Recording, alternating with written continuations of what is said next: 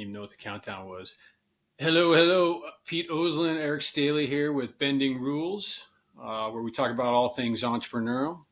And I do mean all things. Like occasionally we want to talk about just not the business side of being an entrepreneur, but the other sort of aspects to it, right? Like, what we hear about work-life balance, like how do entrepreneurs deal with relationships. And so, today we might cover a few of those other things in addition to some other aspects that we wanted to talk about with some of the guys that we've had on over the last couple of weeks.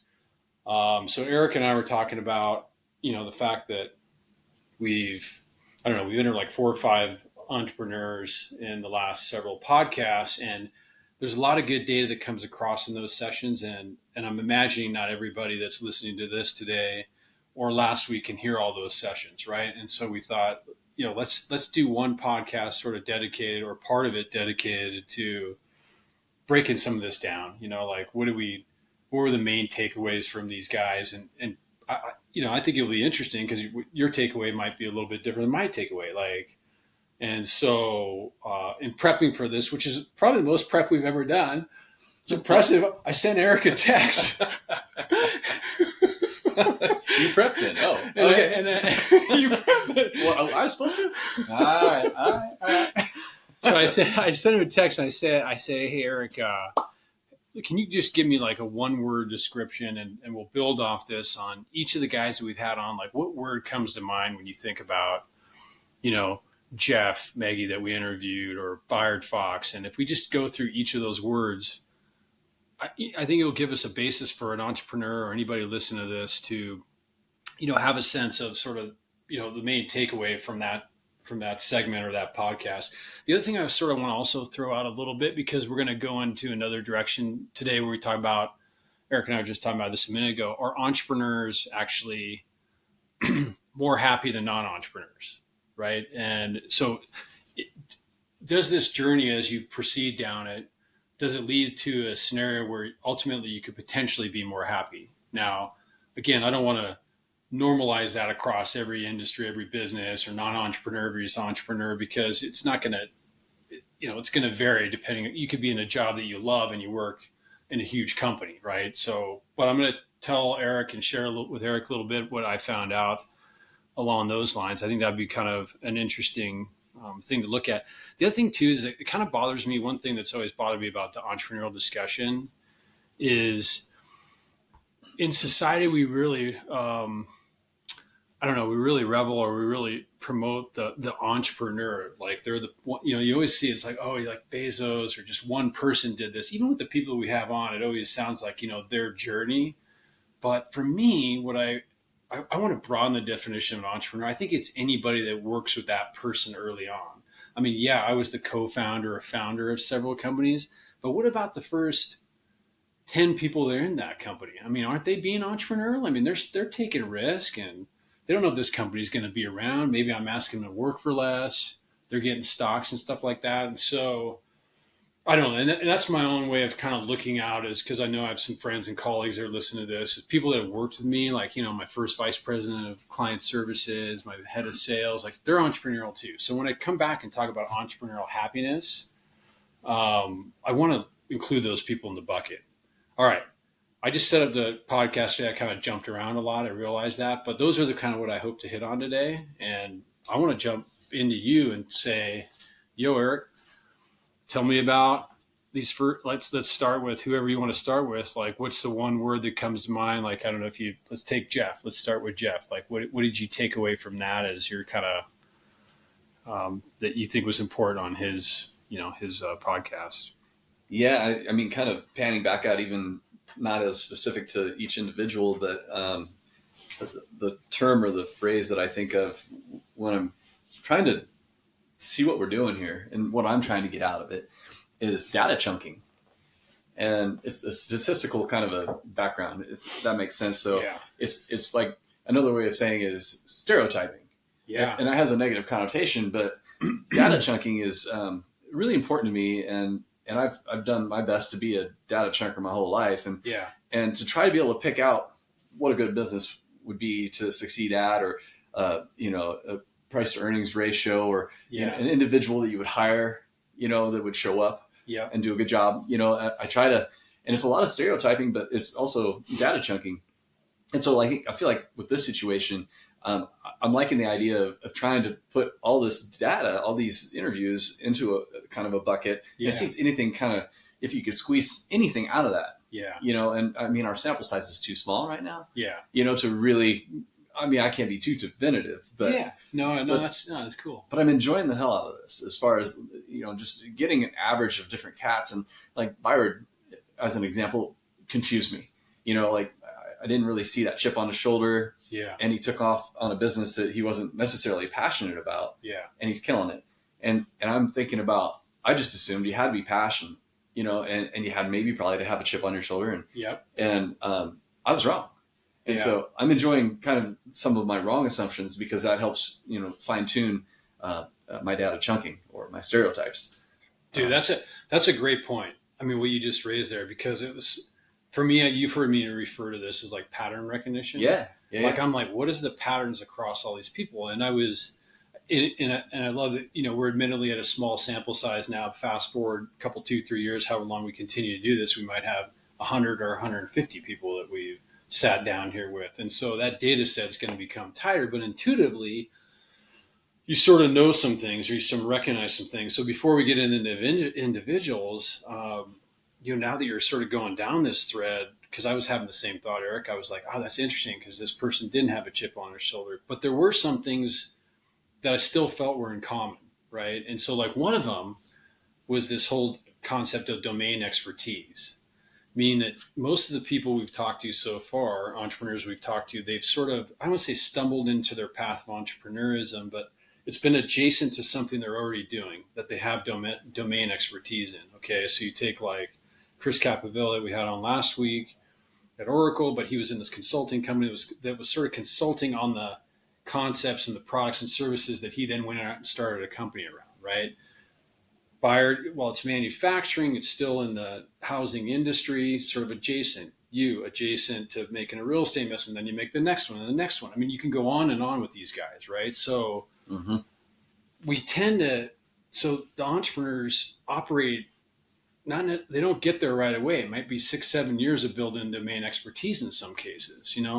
I'm a lawyer by training. I mean, I like technology. I mean, I was around, law firms I went into legal technology, right? It was a domain that I felt like I had expertise in. Now, there's another class of entrepreneurs where you just get the idea and you just start it, right?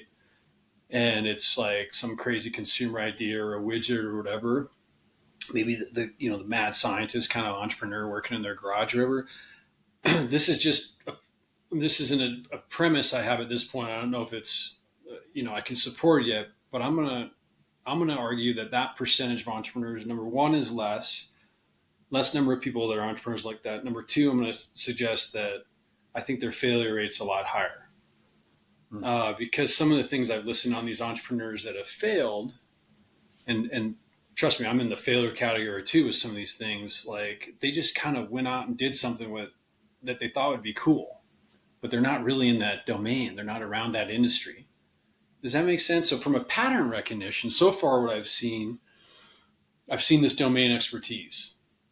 And the other thing, I've seen, Eric, that I've thought about while I'm having each of these people sit in this chair, I've thought, well, shoot, any of these guys could have been successful, guys or gals. I mean, whoever we end up having on here could have been successful in any given industry had they had the domain expertise. Yeah. Yeah. You could plug them into a different aspect and, yeah, as long as they have that drive. As long as they have whatever these characteristics are that, we think are, I call it pattern recognition. You call it, I don't know what you data chunking. Data chunking. I like it. Yeah, however just a different way of saying however you want to chop it up, right? Yeah. And so what else did you see in the data chunking process? Were there any parallels that you felt? I mean, you identified some that weren't, with Byard, which I thought was interesting, but anything else jump out at you? Yeah, well, that's the ones that I was wrong on were probably more outstanding to me. The other ones were, people having a chip on their shoulder and a passion, a drive, a relentlessness, all the things the adjectives that kind of keep coming back around. And that was more consistent with the other characters, but Bayard just kind of threw me off. Yeah. And so the other guys kind of fit more into my bucket of what I think, yeah, I could expect to see. But these are all different industries too. So, I'm around a bunch of real estate guys, like 3/4 of my buddies that, that are business dudes, they're actually in real estate, and sort of similar aspect to what I do. We're not all that different. None of us are even close to the same, but we're very similar. Now, when you get into starting a business, that could be anything under the sun, software companies and fire pits. And I mean, it's just, this is fun. I mean, this is interesting because it's all over the place. I wasn't expecting it to be so diverse. Yeah. And I have a feeling it's going to become even more diverse in some regards.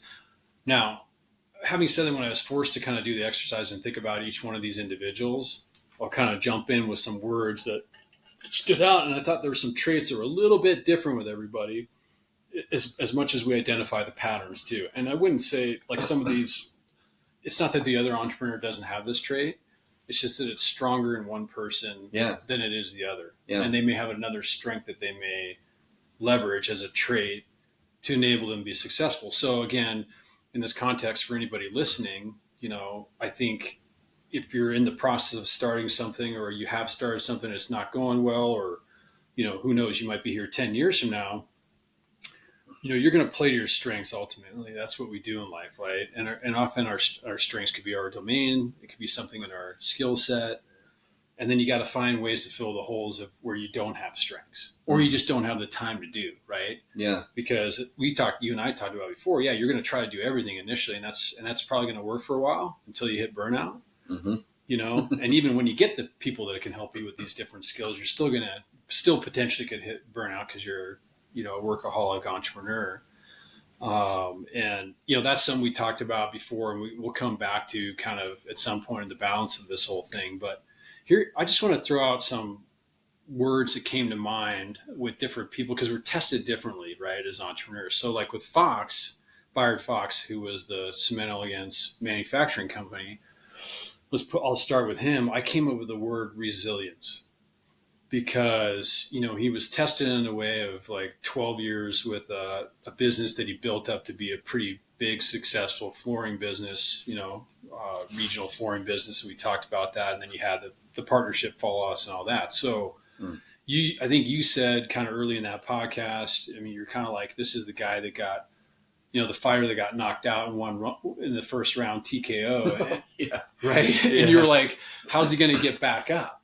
Yeah. So some other entrepreneurs, we all have resilience, but in some people need to leverage that more than others. So because other entrepreneurs may have what we commonly refer to as like beginner's luck, right? They may get out of the gate, get a couple of clients, and they think, oh, this is great. And now I'm going to quit my job and do this. And maybe so that encourages them. And later on, year 4 or 5, there's a recession. Then they got to build resilience, right? But that trait jumped out with me a lot. And I don't know. Resilience. That was kind of the word. And I don't know if you agree with that, or you had something else that you thought was, kind of stood out. But no, that was outstanding. His ability to get knocked out and just pop right back up. You ever watch that Simpsons episode when Homer becomes a boxer? No. I don't even need to watch it to start laughing though, dude. March, I'm going to start training like. and then there's a Mike Tyson kind of guy that comes through town, eventually, because he's already won a few fights. Well, Homer can't lose for whatever reason. This comes to my mind is that Homer can't lose because you can't knock him out. And I'm like, if you got that kind of too dumb to be knocked out, or too thick of a head, or this has nothing to do with you, at all. But it was just like his resilience in that situation was outstanding. Eventually, this Mike Tyson kind of guy, punches himself out, and Homer just kind of pushes on his forehead and he falls over because he's so tired. You know what I mean? But yeah. There's characters out there, so he wins that way, that have that kind of grit, that kind of resilience that can't be shut down. And I don't know how you know that. How would you see that in a person, without really, from a distance, I guess, without knowing them real well. Yeah. Unless you're your brother or somebody that you spend a lot of time in life with. I mean, I want to be able to pick that out in a crowd. I think your skin is thickened over time, though. So like that person that's able to withstand a 10-year, cycle and still bounce back, having a lot of success and then not working out, but are willing to bounce back. I mean, maybe they, maybe they had something in their past. In fact, I was just reading something on this early on, which is, and I don't know if you can kind of correlate it to like doing something athletically when you're young, but when you and I have talked about this delayed gratification is kind of a resilience concept where you've worked hard at something already and seen that it took a lot of failures to have success, right? Know how to trust the process. You ever hear coaches say that? Trust the process. Yeah. And they're like, yeah, we're going to do all this work and we're going to do all this stuff to not get penalties. And then we're going to learn the playbook. Just trust the process and it will work. We'll get there if we work harder than other teams. Yeah. And I feel like that's the same case in business. Yeah. You know what I mean? If you actually apply yourself in the right direction. And God, the luck aspect it wrecks my head though, how much that's a factor, Yeah. I mean, you start a business early in 2007, just before the Great Recession, there's nothing you could, I mean, maybe people did and they probably survived. Let's find those guys and have a conversation with them. But the odds are just crazy low that you're going to pull through if you're right on the precipice of a recession. And everybody seemed to be pretty humble about luck. Yeah. That we've talked to so far, which I appreciate. I'm glad they shared that too. Yeah. It seems like a lot of the stuff you hear in business and, how to become an entrepreneur is, advice from somebody who's like, I've never made a mistake and I can't lose. And there was no luck. I mean, maybe a little bit, it was just me. And that's kind of confusing, I think, for people. Yeah, it is. You wonder if it's a little bit of like a revisionist history too. They've had all this success. Nice. And then they kind of look back and go like, oh yeah, well I did all these things, forgetting how much luck you needed to have along the way. Yeah. Right. Like the little things that happened that, made it fortune. Like even a person they were able to hire for some reason because they met them through somebody as they were visiting their hometown. Like, something that wouldn't have, that took a little bit of luck or I don't know, you can call it serendipity or whatever. I mean, just, that sort of thing happening to make it to factor in. And no, I agree. I think most people do recognize that. And I think most entrepreneurs recognize that because they've had enough failure too, right? Mm-hmm. So they understand that, they're the same person with the same skill set and they failed at something. And so it must have had what was different before. Like you can learn what was different.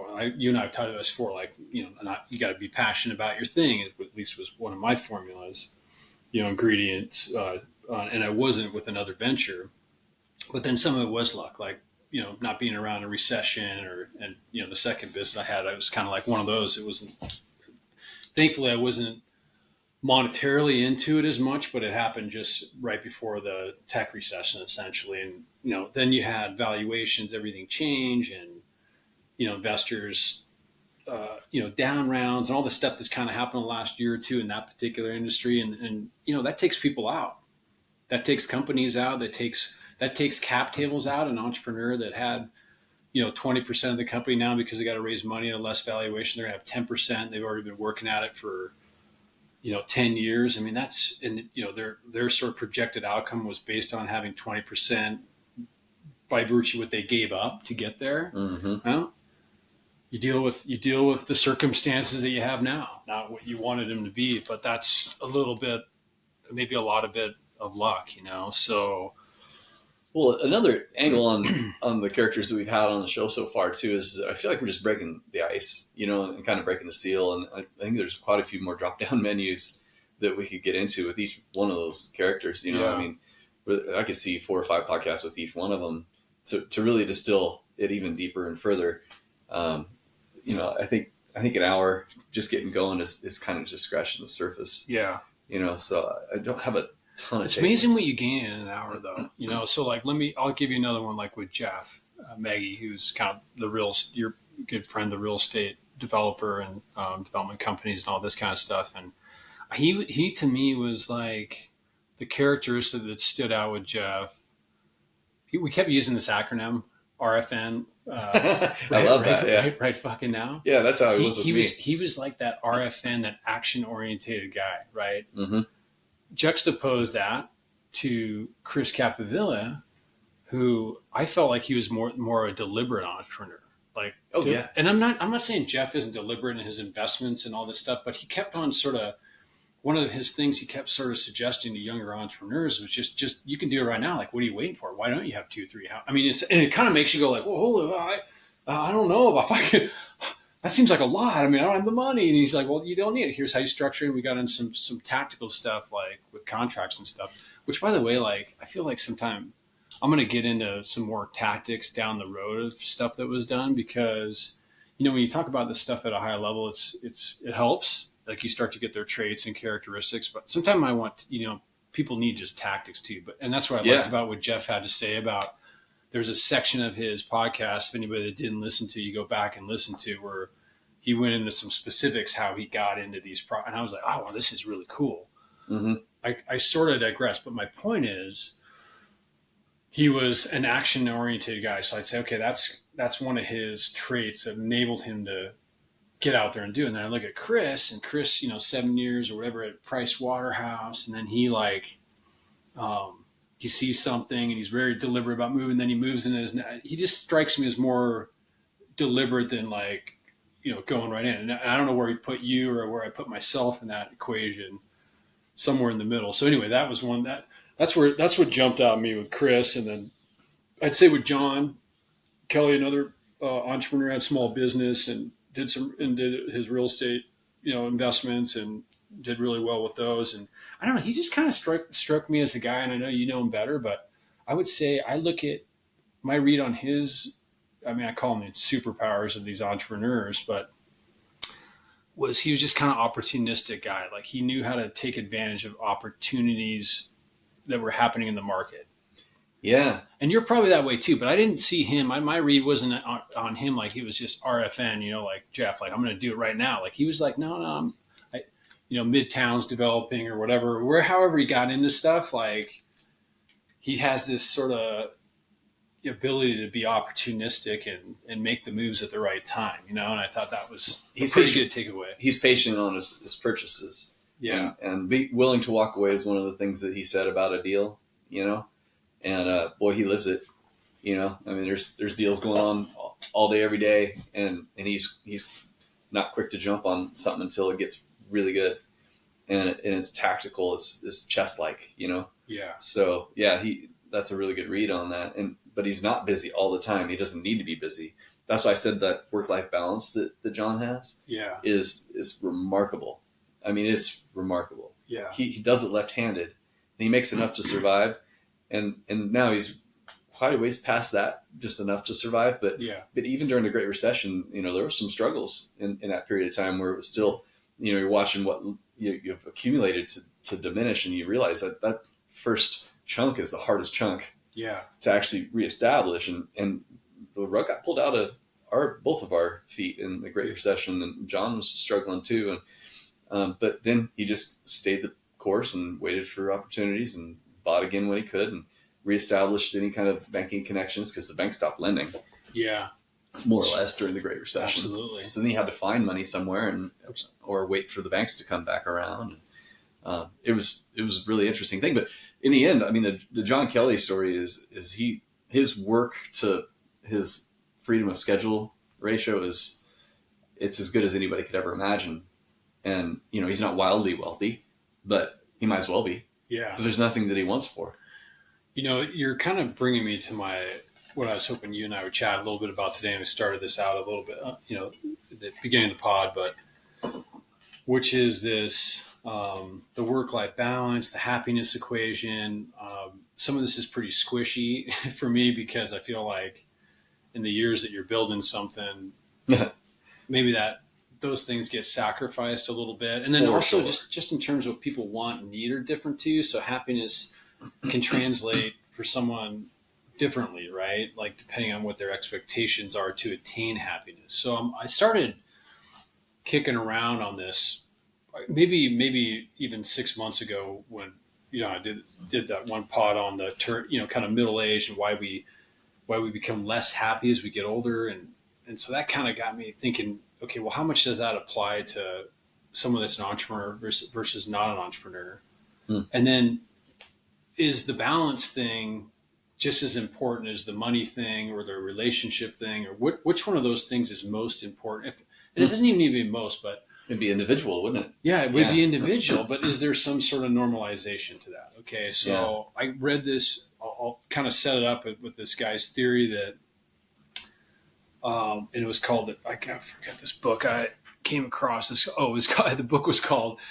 This guy done a study on happiness, and it was like basically his conclusion was get married or be in a long-term relationship. Yeah. And his thing was people are at the core of happiness. Like, so that was his deal. And the rest of it, according to this, this book or this author, was that, that's all helpful too and everything like that. And I was, as I was reading this, I basically read an article that was talking about a summary of this. So I didn't read the whole book in fairness to the author, but I kind of went like, I don't know about that, man. I don't know if that resonates really. Like, is that, I think it's an important piece. Like I love the fact you got to have having a relationship in life leads to a higher level of happiness and a longer term one potentially. Like, and again, that's not true for everybody. This is just this guy's normalized thing. But there's things that were missing from that for me. And one of the things we're missing was like what you just talked about, was the work-life balance, which I think another guy referred to this as like your social fitness or something, like your ability to do whatever it is you need to do, like hike a mountain or, go on a float or have, go to concerts or travel or whatever. So that's you need that too, right? I'm thinking these legs of the stool. And the one that everybody doesn't like talking about is money. and I think it's sort of seen as this sort of, when people are put in a place where it's just, they disproportionately have more, it kind of makes it feel like, I don't know, Mr. Smithers, that they're undeserving, or they're evil, or whatever. There's stigma. Yeah, there's stigma with it, and I feel like I just want to be clear on some things. I think money is, for me, I'll say, and also from what I found with some of the evidence, I think it's an important leg in the stool to happiness, because it provides for the social fitness of all those other, the other things that you want to do, travel, whatever. So, and this later on, when I came to find out, when I did a bit more research on this, I think it was called like the Easterlink paradox. And you talked about, more money, you make more money, you're happier up until a point, and then it starts to diminish. Yeah. And this guy's thing was that even that's not totally true. He's like, actually, more allows for you to have these freedoms. And so, but, that not having a relationship, not having the work-life balance, like if, let's say you're just, all you are is a workaholic and you make ton of money, probably not happy there too. Right. And so I feel like that could be a black hole, actually, of just chasing the money. Yeah. I feel like that's maybe even a path to not being very happy. I but agree. I don't have anything to back that up or support it. Yeah. It seems like, well, the balance, work life and then family and friends, and that mix is important to me, and I see for most people it's important, because if they become just a function of money, and that's the only way you can score, get that dopamine hit, hit that next level. Yeah. Well, gosh, it never ends, and the money isn't really doing anything for you except for that next dopamine hit. But I just like getting the hits off of other stuff, like surfing or, and relationships too, right? Of course. Yeah. And like, I think just having a successful entrepreneur, endeavor and not having anybody to share that with, or good friends, or even a close partner, as this guy was suggesting, I think overall it sort of stratifies to being less happy. So, I guess my main takeaway from some of that was I agree with it to an extent, but I also think that, I had monetary goals at a young age because I knew that they would mean a certain outcome. Now, I didn't want to do something that I didn't enjoy, that didn't give me the work-life balance to achieve those, but I wasn't absent those. Like, so at least you're aspiring to something you think could provide this sort of, I don't know, umbrella to gain happiness and all the things that you really love to do. Yeah. You know what I mean? Yeah, I think so. Travel or whatever, or do you disagree? Like, am I kind of mischaracterizing that, or how would you characterize it? I think it's for me, and I think we're similar enough that I had things I like to do outside of work, and I didn't like not being able to do it every day that I wanted to, or your weekend comes up and it's raining, or it's foggy that day, or there's no new powder on the mountain, but it's the weekend, so you go skiing, And that was driving me crazy because I couldn't actually orchestrate my life around the fun stuff. Yeah. And I don't think that's a whole lot different than you. It's earn enough money so you can get out of the game so you can, sort of dictate, how and where you have your fun. Yeah. That's priceless. Yeah. But after that, I'm actually not that motivated by money. Yeah. Like you get to that stage. Yeah. For me, I'm trying to figure out what to do, like as far as my focus, a little bit to your, last podcast, turning 50 and then what do you do? And if you're not chasing the dragon financially, then you're how else are you fulfilling yourself and being happy? Yeah. To achieve this sort of happiness state, if you will. It's tricky too, because you're getting older. Yeah. And everybody's going to get older. So, when you're 30 and you think, oh, I can earn money when I'm in my 50s or whatever. Well, you might think about that a little harder and go after it now. RFN, right? Fucking now. Yeah. According to, Maggie, because you and I are like, okay, so any entrepreneur I feel that, let's say, has gotten to a point in their career, they're in their 50s and they've had some, the financial outcomes. But I also feel like it's important to say along the way, we were still living our lives in a somewhat balanced way. It wasn't just like, oh, I now made this. Part of the entrepreneurial journey was so I could do those things along the way.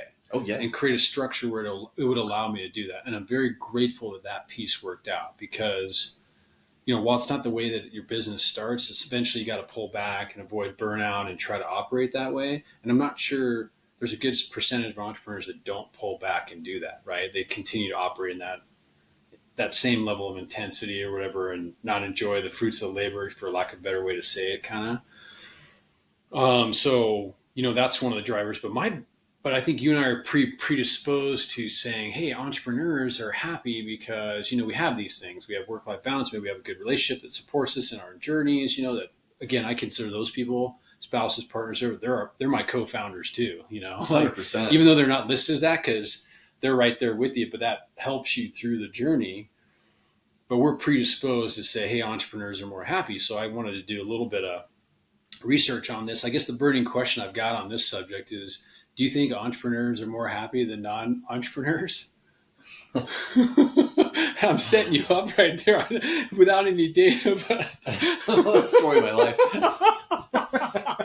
I wanted to just throw you into the wolves on that because I know you're going to be predisposed to be like, anyway, because you're happy, generally speaking. But it's interesting what I found out from my cursory research. But I'm curious what you think. Like, do you think they're more happy than non-entrepreneurs, and if so, why or why not? Or do you just don't have an opinion on it? That's fine too. Oh man, I could kind of play around with it if nothing else, and just sort of guess that maybe entrepreneurs maybe start out less happy than other folks because they probably have some dragon that they want to slay or some chip on their shoulder. Yeah. And they want to prove something to somebody. And then the real question is when they come out the other side and they've actually slayed the dragon, they're financially free. Yeah. Are they happier then?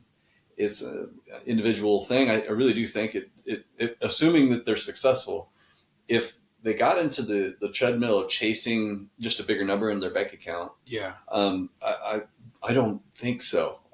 There's something missing there if that's all they're still chasing. But if they have a balance of any kind amongst that, I would suspect that they've got money behind them, and life is easier without that concern. Yeah. It's not perfect, but it's easier. I'm trying to I'm stepping back for both you and I, because you kind of said maybe at first they're not as happy. I still go back to the premise of regardless of making money, one of the things that drives you down this path is the fact that you already want some things that you're not willing to wait for, right? And it's less about most of it's about what you and I have talked about before, freedom of schedule, right? And so if I didn't have that right away in the journey, or pretty close to, even though I could still work 12, 14 hours a day, but if I had freedom of when I could do that, I was happier than if I had a job that was 9 to 5. Yeah. You see what I mean? I'm jealous of the newbies out there with these tech jobs. Yeah. Where they're in their van running around, Baja and different places and still working. I'm like, so what? I would bet that the worker these days, the non-entrepreneur, is happier than the worker 25 years ago because of that freedom of schedule. That would be one of the things I would. I mean, Wow. that'd be one of the things I'd bet. The other thing, but the second thing I would say, that only gets you so far, right? If you're doing that work and you don't love your work and you don't love your boss, you don't love your company and its mission or the colleagues or whatever it is, you got all this freedom to schedule. You're not going to be as happy as the entrepreneur or those that are part of that mission or journey with that entrepreneur that enjoy what they're doing, enjoy the people that they're doing, have similar values to those people. You see what I'm saying? Like those are the other things that are contributing that I think could be lacking just because you have the freedom to schedule in a non-entrepreneurial job, let's say. Yeah. You know what I mean? Yeah. And so it's a tricky, if I like going back in time, like to your point, if I would have had all that flexibility at some job that I was in, maybe it would have been enough. And you know what? And I wouldn't have had to take these risks. And, you know, because like you said, money only gets you to a certain point. And by the way, when you take the risk, there's no guarantee it's going to work out, even if they're smartest entrepreneur in the world, right? So I can understand why people don't, right? Yeah. So, man, it's just it's a tricky question. I get it, you know. Now the evidence says that entrepreneurs are more happy than non-entrepreneurs. Okay. Yeah. Okay, that's sort of what the evidence that I found out. But there was a but in there. The but was they also are more predisposed to be depressed. Interesting.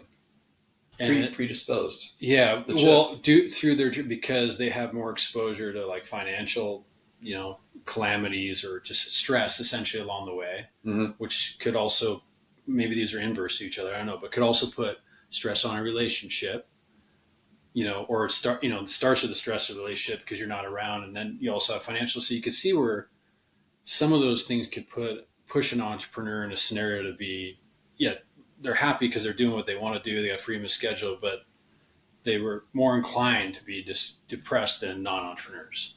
Yeah. Isn't that interesting? Yeah. So I kind of went back in time. I said, well, do I fit that profile?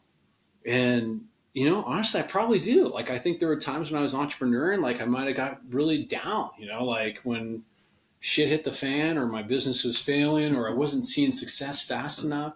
This wasn't necessarily true of my last venture with Manzama that I didn't start till I was 40, but I'm sure it had its dark nights, but gosh, everything previous to that, yeah, I was happy, but there were times where I felt like, holy shit, because I had these other pressures, you know, that I don't think I know are, they're not the scenarios for non-entrepreneurs typically, unless they do something like get themselves in bad investments and stuff like that. I'm talking about around your business, right?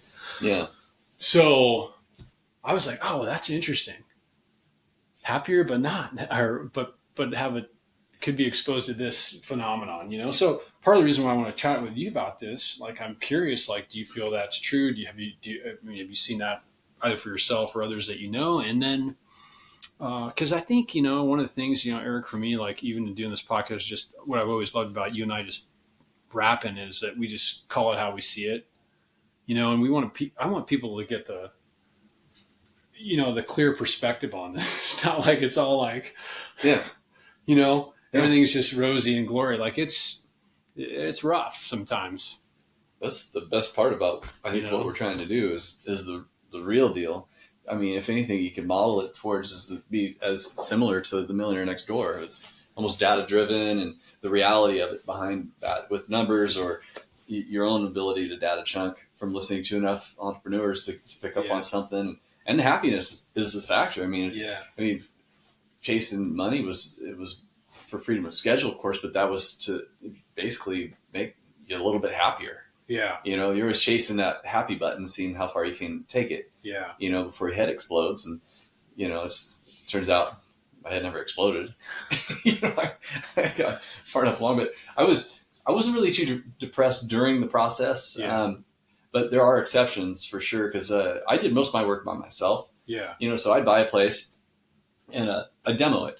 You know, like the inside, whatever I was going to work on, I'd do the demo section. And about the time I got done with the demo, I get depressed on every one of those projects, because at that stage of the game, I knew there was so much work to bring it all back, because the demo's easy. And there's financial investment we're going to have to make in time of your own. You're in deep.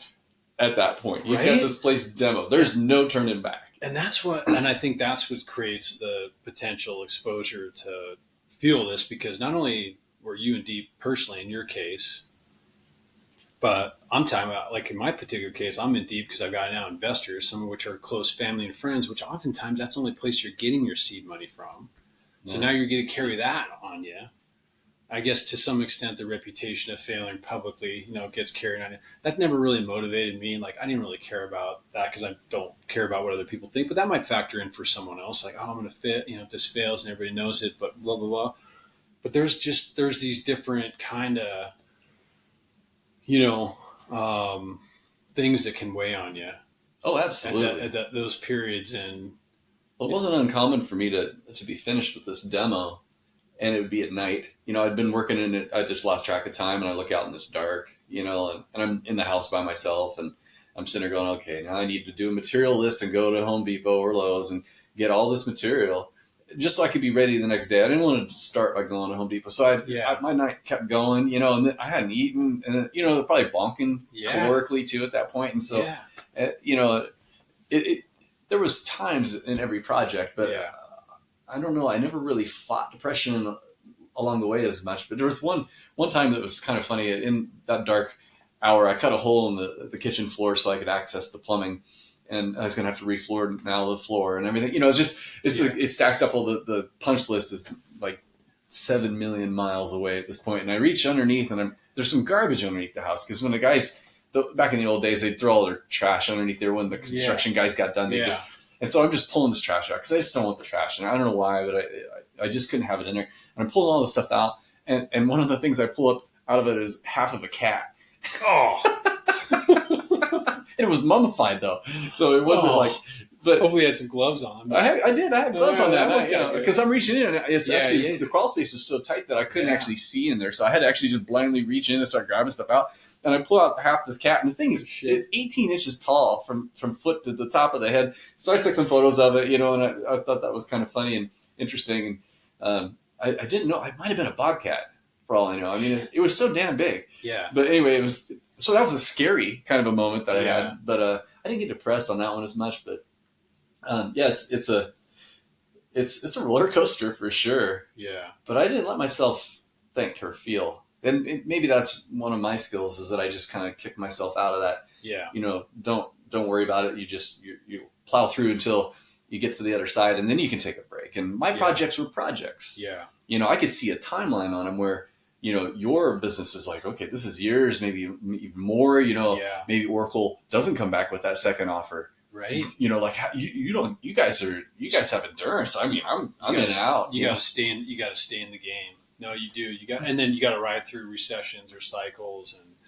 And I'm thinking with some of these latest ones with commercial real estate, and that people in that industry right now are, you're in a bite the bullet type of a phase, or restructure with the bank kind of a phase. And if you have a business that's adjacent to that industry, you're doing the same thing. You're kind of just, you got to ride it out. And so tough partnerships. I just think again, when you generalize these things, like it's, there's always exceptions to it, but generally speaking, I did kind of agree with those two conclusions. The first being that I think overall entrepreneurs, you're going to find that you're going to be happier because you're going to have control of your life. And, a long time ago, I read this one study. I remember it was saying, well, what are it talked about the top 3 professions that have the highest rates of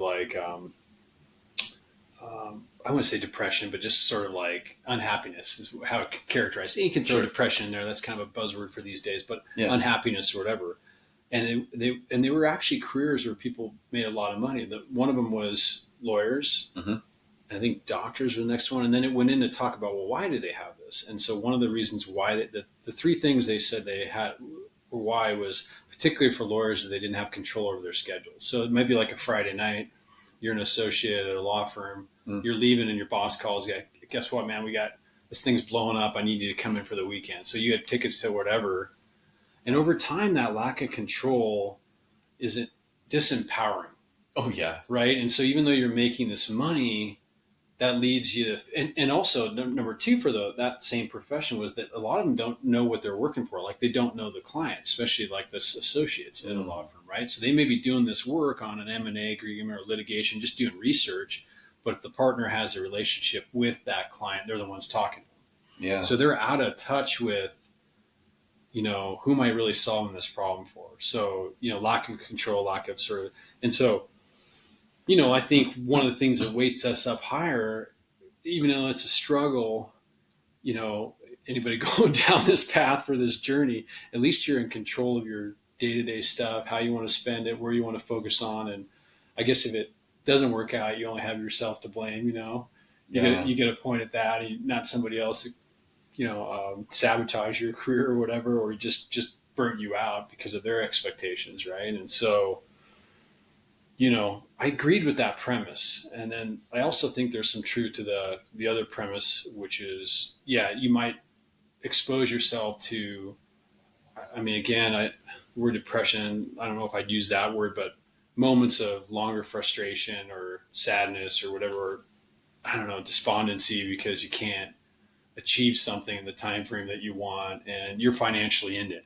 and you're feeling that financial stress, which is a big one, right? When you accelerate your financial commitment and even like freaking John, talking about his stuff, it's all credit cards, get throwing that, or all these guys, like one form or another, like Chris the other week, Capdevila with his company, second mortgage on the house, right? Already expensive with two kids just starting out. Like, I'm sorry, that's going to make you more stressed, which could then lead to these other sort of, temperaments or expressions of that or whatever. Of course. So, oh yeah. I don't know. I love getting your take on that because, we're just shoot from the hip on some of this stuff, but I always like to fact check a little bit for how they experience, that time. And I think you mentioned some of those kind of maybe is part of your, I don't know, your Teflon or whatever, is that you're able to push that aside. And again, going back to resilience, I think most entrepreneurs have some pretty high level of opportunistic, type of behavior, or I would say like, they're more positive than cynical. Optimistic is that's what I was looking for. So they're gonna find that, obstacle, but they're gonna be optimistic something's gonna work out in the future. Without that, it's, I don't know. Then every little defeat could bring you down, right? Yeah. So. Yeah, this relentlessness is kind of coming back around and around. I got to ask you though, like, if you don't have that financial strain, you're still driven, right? But are you as driven? You mean you're already financially independent? Like you're family money or something? Yeah, family money. So now you're going to start a company and, you put $250 into it and you're like, well, yeah, I'm trying this idea, but if I lose it, whatever. I got a big trust fund or whatever. I feel, what do you think? I felt like the financial strain was kind of a necessary ingredient in some ways. Because I don't know, like if you, like, why would you drive? I don't know. It's interesting to me. Do you think that's true, or do you? Well, what I've observed, and I'm probably wrong half the time on this stuff, but kids that are of that kind of like family money, and then they go out to kick ass in one way or another, and they pull it off, or they don't. They're doing it to prove to their parents that they could have done it without their parents' help. You know what I mean? When the ones that pull it off, and the ones that didn't even maybe, that did, okay, yeah. I think that I don't know. I would think that you kind of don't want to be. Because with sometimes in family, like family money, there's probably pressure from the parents saying, well, then you're going to do what I'm telling you to do. You're a puppet on my strings. Yeah. And instead, if you go out and kill it financially, then you go, well, actually, I'm not that puppet. I'm an independent human being. And so there's some drive behind that I've seen. Love that perspective. That's my only observation with that group. Otherwise, yeah, why would you? Yeah. Take chances. That's a great observation, because I always, when you kind of profile it, you're like, the kid coming from not as much financial resources. I mean, I even put you in this category. You got to kind of do it on your own. No one's going to fund this thing. Like, the chip on your shoulder is that I want to get to this place and, put myself in, like you use the, your story, which is the 5 houses at minimum to sort of, kind of create the cash flow and everything like that. And then you got the other scenario. Okay, someone comes from that wealth. Can they really truly be driven? And I guess as long as you find your, you find your chip, Byard being an exception. Yeah. The anomaly. I'm not willing to accept that from him. No, he's got to come back on. We're going to find that chip, buddy. Yeah, Byard, if you're listening, you're coming back on. I'm not sure I believe that, So, and I think there's some. I've known him well enough. I'm going to guess that there's something there, and it's going to be. We'll uncover that. It's a little bit more. There's maybe a family dynamic, or I don't know. We'll have to figure that out. But then it gives you hope that you can be successful. I guess. I just feel there's less danger in when you don't have that financial strain. I'm not saying you can do it without, like you and I just discussed, like you can find that other element, but just in my own feeling about it is when you have that financial strain and you put so much of your resources, expose so much and maybe expose, those benefits, to your family too. Like, I don't know, there's just an extra degree where you're like, man, this has gotta work, and maybe it does, maybe it doesn't. You got to at some point walk away, because that could be it's kind of like, the good money after bad thing, what was it? The fallacy, whatever it's called, sunk cost fallacy. Sunk cost fallacy. I think John brought that up. Someone brought that up. John did, yeah. John brought that up. And there's a risk to that. And frankly, there's the one I walked away from, we didn't have that much into it, but, I'd have a hard time walking away from a lot of things. So I think that could be a real risk point. But at the same time, it's called resiliency, right? So where do you draw the line? How do you draw that line? I still can't wrap my head around turning down that first deal from Oracle with Chris, and he's first generation from Argentina and slays the dragon, and it was life-changing, he said. I don't know what that number was, but life-changing. Okay, all right. And he walked away. He walked away from that offer, and that just still blows my mind. I mean, I probably would have done cartwheels to take that offer, and maybe too quick to pull out. You know what I mean? I just, you see other people's strengths that way. It's kind of fun. Yeah, and to your point, it wasn't guaranteed that Oracle or anybody else was going to come back to the table necessarily. No guarantees. In fact, they said they were going to turn and compete with them. Turn and compete. The next day, you got the call. I think that wasn't on when we were recording. No, you're right. No, they didn't. He said that they were going to compete the next day. So now you got a competitor that you just turned down a life-changing offer from. I'm like, wow, he must play poker. Well, so I'm going to put it to something else. I'm going to put it to 2 things I think factor in there. One is that you believe in what you're doing 100%. I know that there's massive opportunities still in front of you. So that's why I asked the question when he was talking about that. I go, how far were you in your cycle? Right. And he was 4 years into that cycle. Mm-hmm. Okay. So, he knew that in another 4 years, he could create even more value. Now he knew you compete with Oracle. That's a little scary, but then Oracle's big. They got a lot of the things they need to do, a lot of priorities. You got this one thing that you're focused on. You can probably win at that one thing. This would be a good question to ask him about. So that was my sort of takeaway from that. So it seems like, that was a big walk away, and it still probably was life-changing, like you said. Now, but with those 2 things going for you, I think that's not as hard a decision as as you might think. Okay. Okay. Yeah. Compare that to this decision, and this is maybe good. Even we're getting close to wrapping this one today, but because what came to mind as you were saying that was this, like the walk away, leave money on the table. We all know about these stories. There was a company back in the 90s. It was called I might get the name wrong, but I'm not going to get the name wrong if you try to acquire them, because I remember reading this story, and it was called Real News or something like that. It was like a data aggregator that sat on your desktop and kind of early part of the web, and so you aggregate these news from different journals, and anyway, so these guys had started this company, built it up, Rupert Murdoch offered them something like $450 million for their business. And they're like, no, that's not, it's worth more than that. It's, we're going big or whatever. They wanted like 650 million. And I'm using numbers that are pretty accurate to this story. I wish I remember the name of the company. I'll go research that and bring that back for another discussion. But so, and then they say, no, it's worth more. So they think, and then, so the deal doesn't happen. And a year or two later, it was a really quick window. We run into the recession of 2001, right? Which was the mainly a tech recession. Tech bust, yeah. Oh, just catapult. You know what that company sold for like a year or two later? I don't want to know. It's going to be really low, right? You want to know what it sold for? Yeah. It was bought by Idea Lab, $6 million. That's why I think I would take the marshmallow. But sitting here, but they weren't taking the marshmallow because I believe, without talking to these people, but I believe what was factoring was just an enormous amount of greed. Yeah. As opposed to saying, gosh, 20 million would have changed everything for me. Let's say investors owned a bunch of the company too. And so they got whatever, they're going to get 20 million each. Yeah. And I could take that and do whatever I needed. Or let's say it's 5. I don't know what the number is, but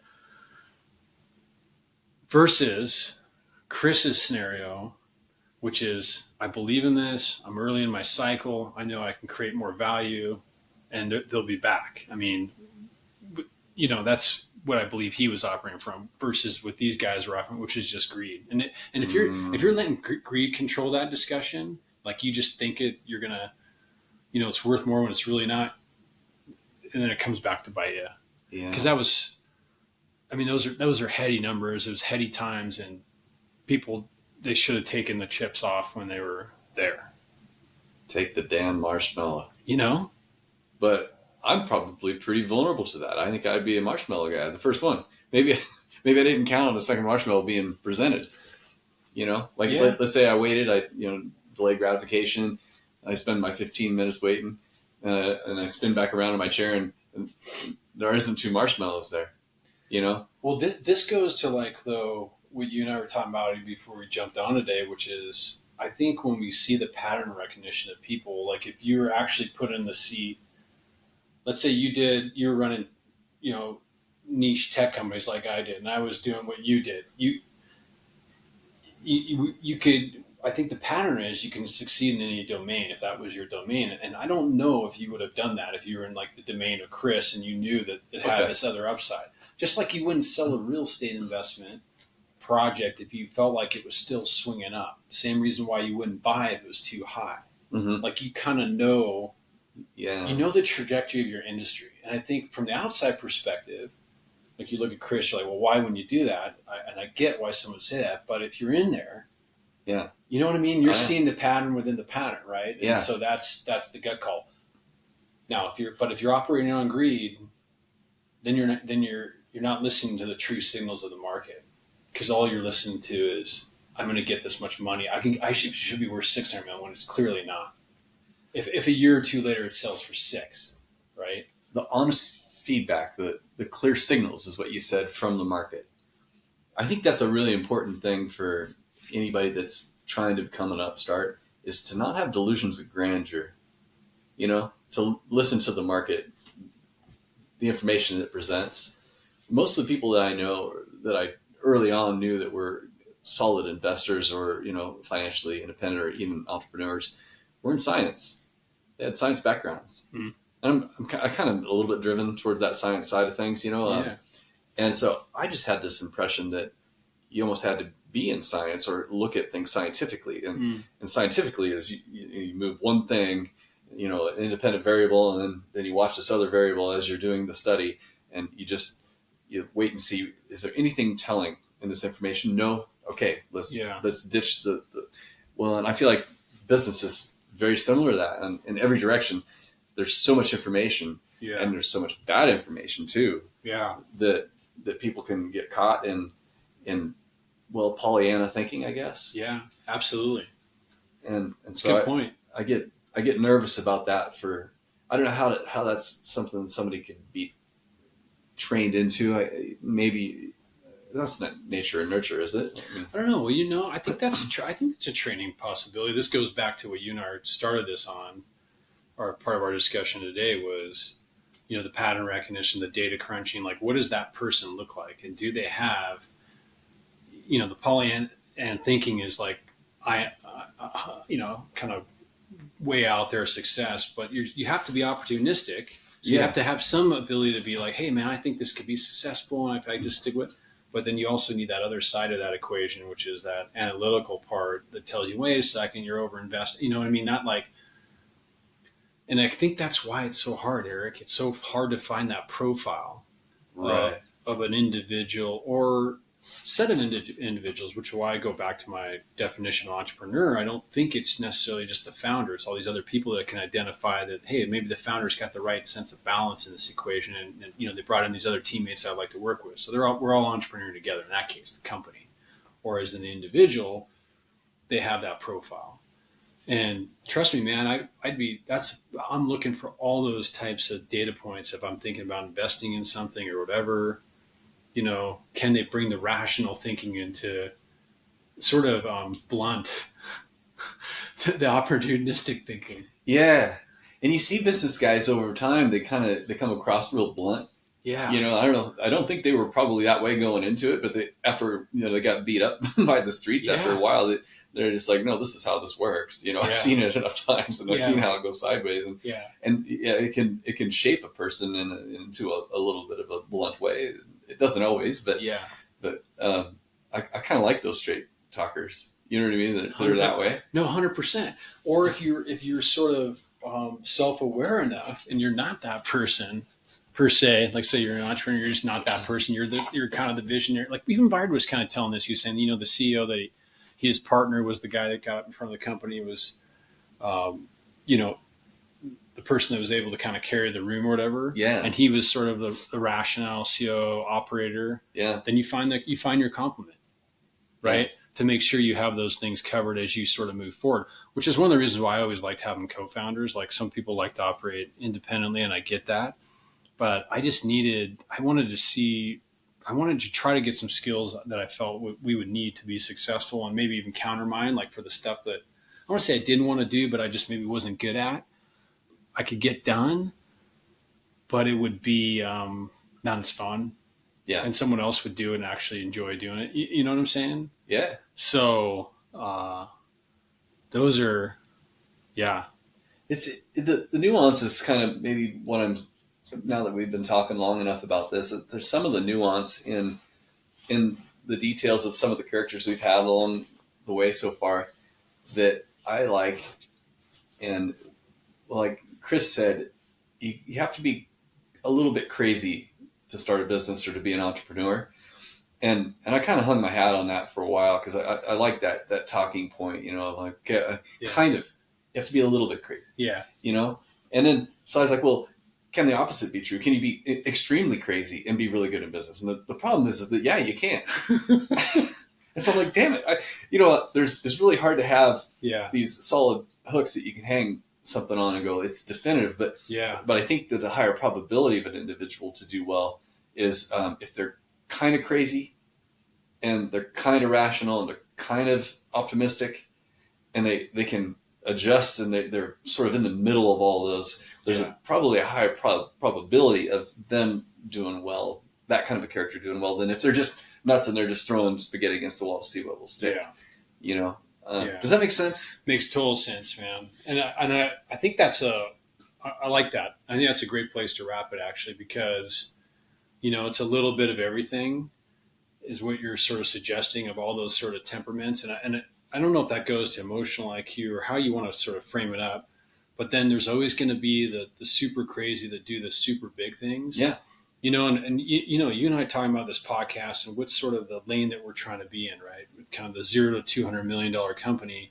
I think that represents more the person that you're talking about than the big hitter. And there's nothing wrong with that. That's a route to go to. And if that's just how you're wired, I still think it's good for those people to find those complements that can ground them so they don't make the massive mistakes they might make, even though that massive vision, we need some of those in society, right? Like the Ubers or whatever of the world, right? No, every car, forget the tax thing. I know I can take on this thing, and like it's going to cost. I'm going to need 100 million right out of the gate. Yeah, those are big problems. You probably are going to need, and you're going to, only one, company is going to own that space, maybe two, and so yeah, there's.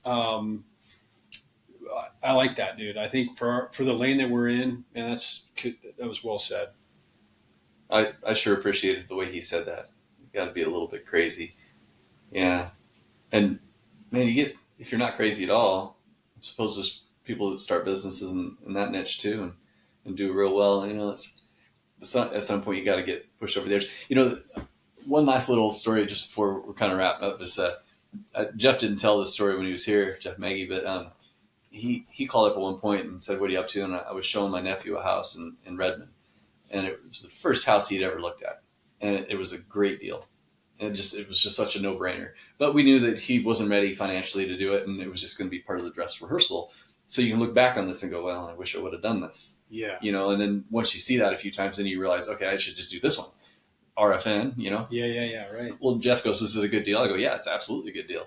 He goes, "All right, well then tell Derek that I'll finance it for 2 years at whatever percent."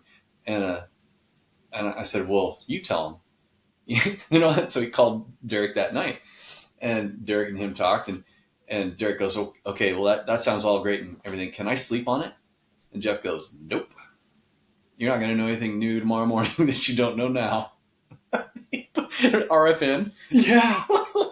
And then Derek said yes. Forced to get decision, But yeah, don't talk yourself out of it. Here's someone telling you, that it's a good deal. I love it, dude. Like a cattle prod, that guy. Yeah. Can I sleep on it? No. I mean, I just love that story. Deal expires in 24 hours. Yeah, and Derek said yes, and it's got hundreds of thousands of dollars in equity in it. Yeah. And he's young, and he used that as a platform to jump off on another one.